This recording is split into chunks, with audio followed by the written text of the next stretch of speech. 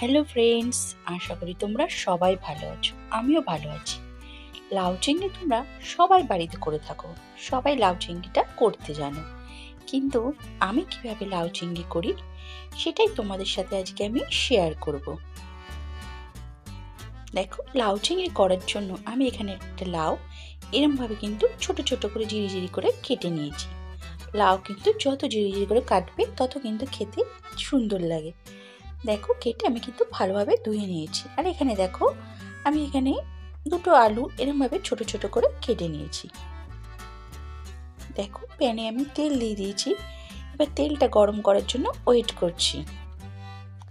তেলটা প্যানের চারিদিকে একটু ঘুরিয়ে দিলাম। এখানে আমি সর্ষের তেল নিয়ে নিয়েছি। এবার আমি কিছুটা পরিমাণে জিরে আর শুকনো লঙ্কা আর তেজপাতা ফোড়ন দিয়ে নেব। ফোড়ন দিয়ে ফোড়নটাকে একটুখানি ভাজা ভাজা করে নেব। লাউ চিংড়ি করতে গেলে বেশি কিন্তু উপকরণ কিছুই লাগে না, সামান্য ঘরোয়া উপকরণেই লাউ চিংড়ি হয়ে যায়। কিন্তু লাউ চিংড়ি খেতে লাগে দুর্দান্ত। আমার তো ভীষণ ভালো লাগে। তোমাদের কার কার লাউ চিংড়ি খেতে ভালো লাগে অবশ্যই কিন্তু আমাকে কমেন্টস করে জানাবে। দেখো, এখানে আমি এবার কেটে রাখা আলুগুলো দিয়ে দিলাম। দিয়ে এবার আমি আলুগুলোর উপরে একটু নুন আর হলুদ দিয়ে ভাজা ভাজা করে নেবো। দেখো, একটু নুন দিয়ে নিলাম।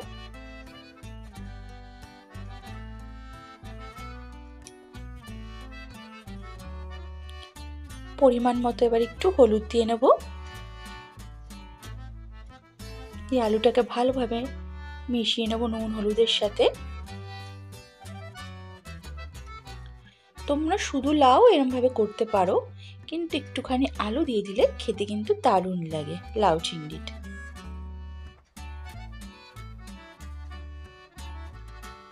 দিয়ে আলুটা জাস্ট একটুখানি ভাজা ভাজা করে নেব। এরপর আমি কেটে রাখা লাউগুলো এর মধ্যে দিয়ে দেব। লাউটা কিন্তু আমি কেটে আগে থেকে ভালোভাবে ধুয়ে নিয়েছি। এবার এর মধ্যে আমি পরিমাণ মতো নুন দিয়ে নিলাম।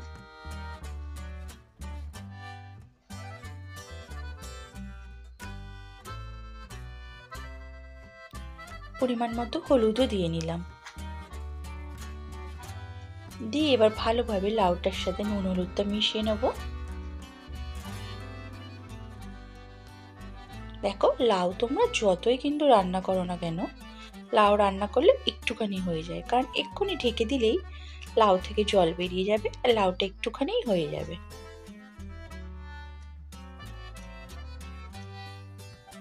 ভালো করে আমি একটু নাড়াচাড়া করে নিচ্ছি।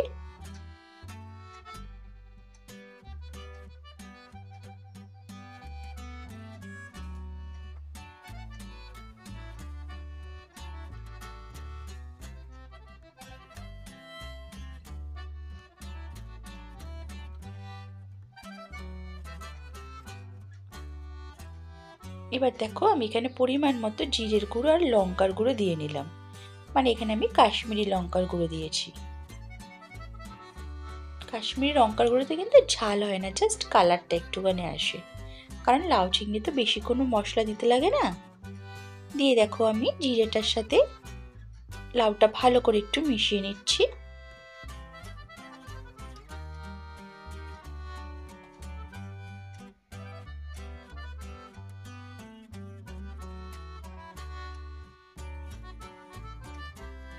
এবার এটাকে কিন্তু আমি ঢেকে দেবো।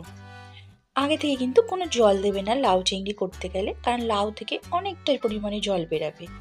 আর এখানে দেখো, আমি কিছুটা পরিমাণে চিংড়ি মাছ ভালো করে কেটে ধুয়ে নিয়েছি। চিংড়ি মাছ কেটে ধুয়ে পরিষ্কার করে নিয়ে নিয়েছি লাউতে দেবো বলে। দেখো, এবার ঢাকা খুলে দিয়েছি। দেখো, জল বেরিয়ে গেছে, দেখেছো? লাউ থেকে প্রচুর পরিমাণে জল বেরোয়। এবার কেটে ধুয়ে রাখা চিংড়ি মাছগুলো আমি লাউয়ের ভেতর দিয়ে দিলাম। এখানে কিন্তু আমি কাঁচা চিংড়ি মাছটাই দিয়ে দিলাম, কারণ লাউ চিংড়িতে কাঁচা চিংড়ি মাছ দিলে কিন্তু টেস্টটা আরও সুন্দর হয়। তোমরা আবার ভেজেও দিতে পারো, কিন্তু যখন তোমরা চিংড়ি মাছটা ভাজবে, বেশি কিন্তু ভাজবে না। বেশি ভেজে দিলে কিন্তু সেই স্বাদটা কিন্তু আসে না। আর কাঁচা চিংড়ি মাছ দিয়ে একবার লাউ চিংড়ি করে দেখবে, টেস্টটা কিন্তু দারুণ হয়। এবার কিন্তু আমি ঢাকাটা দিয়ে দিলাম আবার। এবার দেখো ঢাকা খুলে দেখো আর কতটা জল বেরিয়ে গেছে। এবার এটাকে শুধু ভালোভাবে নাড়াচাড়া করে যেতে হবে।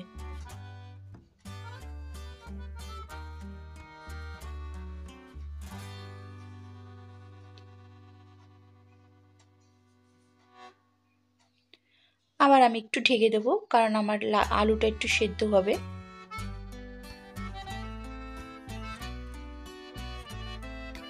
ঢাকা খুলে আবার একটু নাড়াচাড়া করে নিচ্ছি।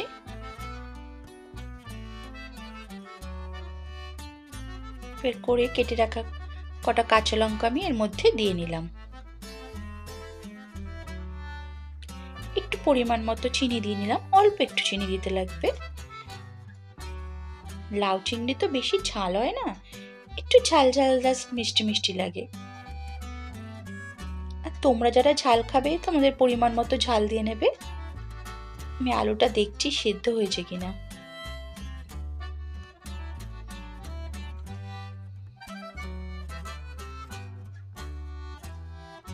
এবার আর ঢাকা দিতে হবে না, জলটা শুকিয়ে গেলেই কিন্তু আমার নামিয়ে ফেলতে হবে, কারণ আলুটা আমার সেদ্ধ হয়েই গেছে।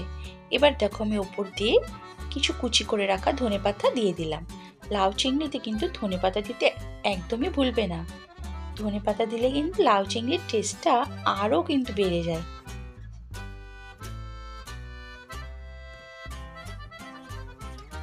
ধনেপাতা দিয়ে আবার একটু দেখো আমি নাড়াচাড়া করে নিচ্ছি।